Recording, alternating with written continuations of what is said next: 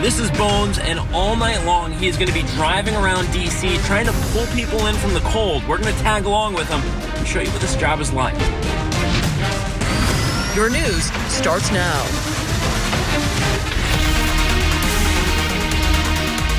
The district's cold emergency plan is now in effect, and tonight dozens of city workers are fanning out across town searching for people living on the streets. The goal is to get them into a shelter where they can be warm. Fox says Josh Rosenthal continues our team coverage in Northwest to show us that potentially life-saving work out there. Josh?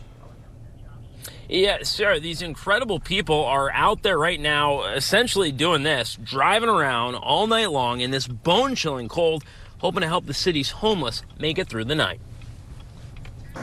Here go your A relationship like this. Oh, you need gloves? I got you. Is built on years of compassion. Make sure y'all put these long johns on. You know if you want to go in, we got you. You don't need no blankets, do you? Yeah, I've been here over 15 years, and I know. For a decade and a half, night in and night out, Vincent Bones Blackson has gotten to know DC's homeless, handing out blankets or socks, and on frigid nights like this, rides to the shelter. Not just me, a lot of my coworkers really have relationships with them and people we come check on periodically throughout the week. And because of the weather, there is an urgent need for help. Nearly 1,700 people were in D.C. shelters as of 5 p.m. Monday. The city says that's about twice as many as usual. They just like family to me.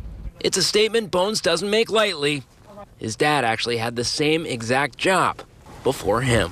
There are going to be people who see this report tonight and say, why is DC doing this? They're homeless. Why are you even out there messing with us? If you can look in the mirror, and when you look in the mirror, you see yourself looking like this is the end of the world, you would want somebody to help you.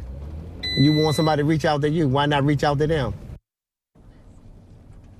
That is one pretty incredible person. Now, if you are out in D.C. tonight and you see someone who you think needs some shelter, all you have to do is call 311, and then either Bones or one of his colleagues will come on out and see if that person needs assistance. Sean, back to you.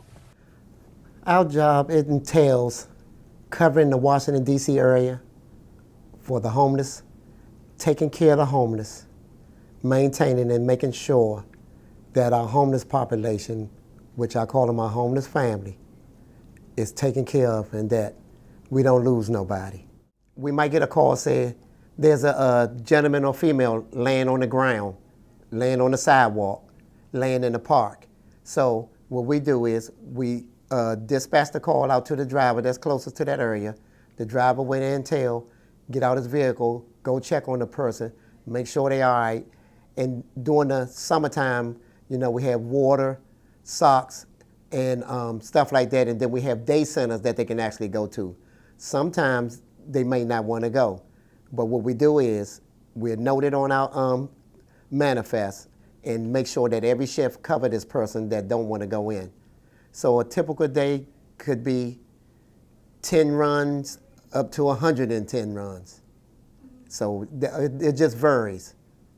And then weather plays a good part in it too, like severe storms.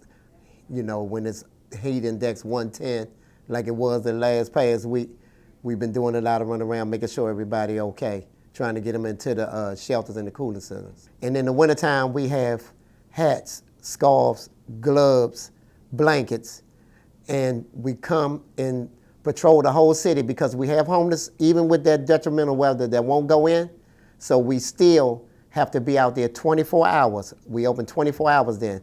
So whenever we find someone that don't want to go in that kind of inclement weather, what we do is we make a note, and each shift checks on that person periodically all through the night. It's not just one person, it's the ones that we know that sleep outside. So during the wintertime is really, really detrimental during that time. And we be like, when the police have all staff on call, we all staff on call too. It's just something else. You gotta have a heart for it. I went to check on a gentleman and a young lady. You know, when they sleep on the grate, the steams come up. So the ambulance, I called the ambulance for him because the guy was drenched.